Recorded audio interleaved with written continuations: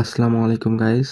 আজকে আমি দেখাবো কিভাবে 5S এর এলসিডি ব্যাকলাইট চেঞ্জ করতে হয়।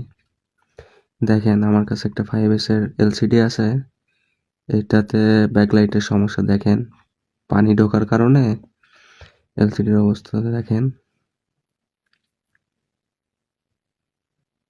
সবকিছু ঠিক আছে, শুধু এলসিডির ব্যাকলাইটের কারণে এরকম।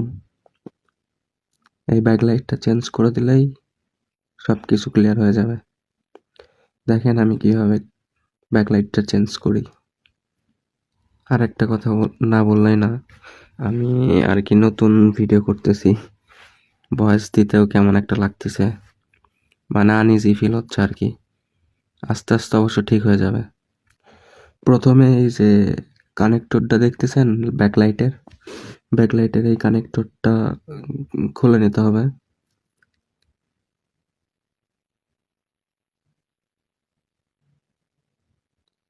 সুন্দর করে খুলে নিতে হবে।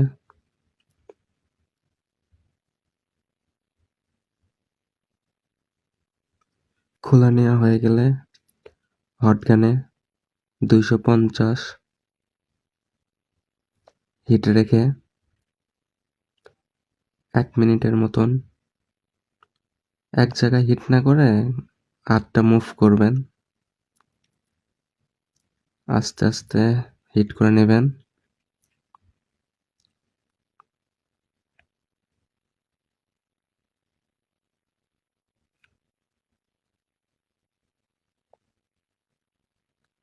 এরকম প্রায় অনেকগুলাই করা হয়েছে আমার,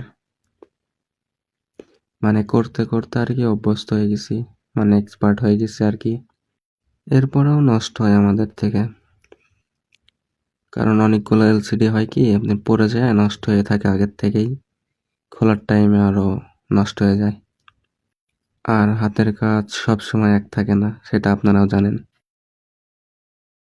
ব্যাকলাইট চেঞ্জ করার সময় একটা জিনিস সতর্ক থাকবেন, সেটা হচ্ছে তাড়াহুড়া করতে যাবেন না। তাড়াহুড়া করতে গেলেই একটু বেখেয়ালিতেই আপনার জিনিসটা নষ্ট হয়ে যেতে পারে। ব্যাকলাইটের রিবনটা ধরে আস্তে আস্তে তোলার চেষ্টা করবেন। এটা যেহেতু নষ্ট, তারপরেও একটু ধীরে ধীরে তোলার চেষ্টা করবেন।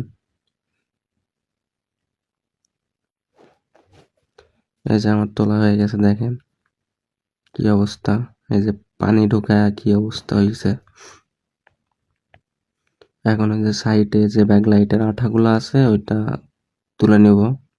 সাইডের আঠা তোলার সময় একটা জিনিস খেয়াল রাখবেন, এটা ছোট বাচ্চার মতো আর কি, সোনা ময়না বাবা সোনা কইয়া আটা উঠাইতে হবে। পারাপারি করতে যাবেন তো নষ্ট হবে। অনেক দেখছি আমি, যখনই ভাবি যে হ্যাঁ একটু তাড়াতাড়ি করে দিই, করে দিতে যায় উল্টা আরো নষ্ট হয়ে যায়। আমাদের তোলা প্রায় শেষ।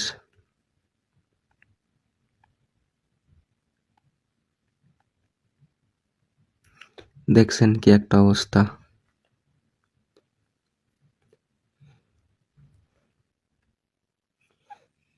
ভিডিওটা হয়তো অনেক বড় হয়ে যাবে, কিন্তু অনেক কিছু শিখতে পারবেন।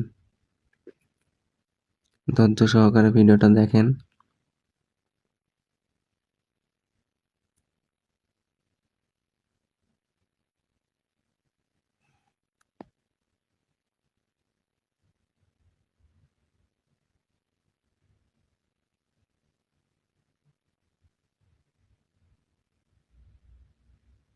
এখন একটা তুলি নেবেন, আমি এটাকে তুলি বলি আর কি। এই তুলিতে একটু থিনার ভরে নিয়ে হালকা করে ঘষবেন। আর একটা কথা মাথায় রাখবেন, ওপরে বেজের ওই পাশে আস্তে আস্তে ঘষার চেষ্টা করবেন। পারাপারি করবেন তো এলসিডি শেষ।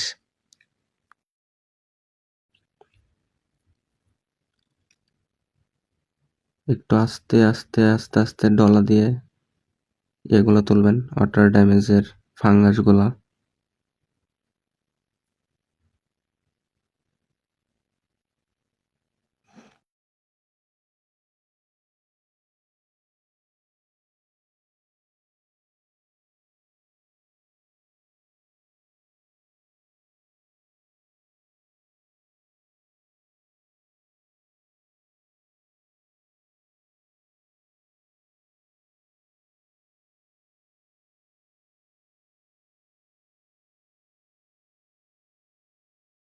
তাহলে আমি অবশ্যই আপনাদের রিপ্লাই দেওয়ার চেষ্টা করব, সমস্যা নাই। এই যে উপরের এই সাইডটা, এখানে আপনার বেশি চাপ দেওয়া যাবে না। ওপরে আর কি এলসিডির বেস থাকে, তো এই জায়গায় বেশি চাপ দিলে হয় কি আপনার ভেঙে যাওয়ার চান্স থাকে, তাইলে আর টাচ কাজ করবে না, বা মানে লাইন চলে আসবে আর কি এলসিডিতে। খুবই সাবধান উপরে।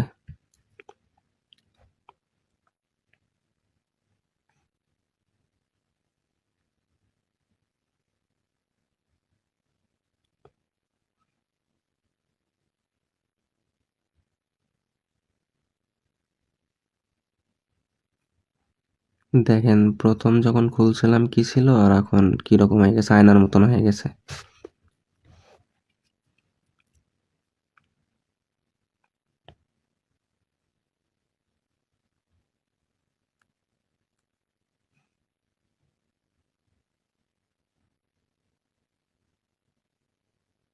এখন একটা নষ্ট ডিসপ্লে নিব। আমার কাছে যে নষ্ট ডিসপ্লে ছিল, এটা শুধু উপরের গ্লাসটাই ফাটা, কিন্তু ব্যাকলাইটটা ঠিক আছে। ব্যাকলাইটটা সুন্দরভাবে খুলে নেব। এটা আপনার পুরাতন এলসিডি, ভাঙ্গা এলসিডি। এটার ব্যাকলাইটটা ভালো ছিল, যার কারণে এই ব্যাকলাইটটা খুলে যে এলসিডিটার ব্যাকলাইট চেঞ্জ করব, ওইটার জন্য এটা। এই যে দেখেন আমি ব্যাকলাইটটা খুলে নিছি, নিয়ে এই যে লাগাইতেছি।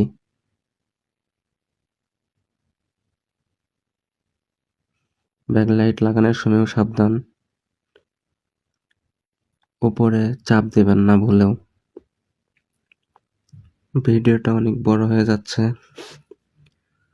সম্পূর্ণ ভিডিওটা দেখেন, আশা করি আপনাদের হেল্প হবে।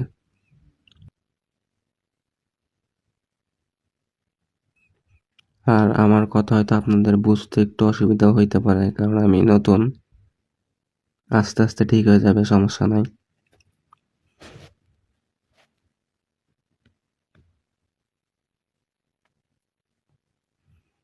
এখন আমরা ব্যাকলাইটের কানেক্টরগুলো লাগাই নেব সোল্ডারিং করে।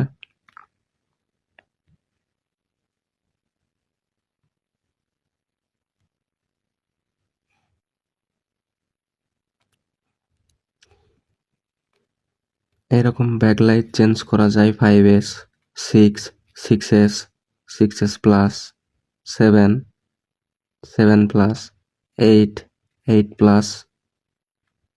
এগুলো সব মডেলের ব্যাকলাইট চেঞ্জ করা যায়। এই যে দেখেন ফোন অন করতেছি, দেখছেন আগে কি ছিল আর এখন কি হয়েছে, একবারে নতুনের মতো লাগতেছে। কোনো দাগ নাই আর কিছু নাই, সব কিছু ওকে কাজ করতেছে। ধন্যবাদ ভিডিও দেখার জন্য।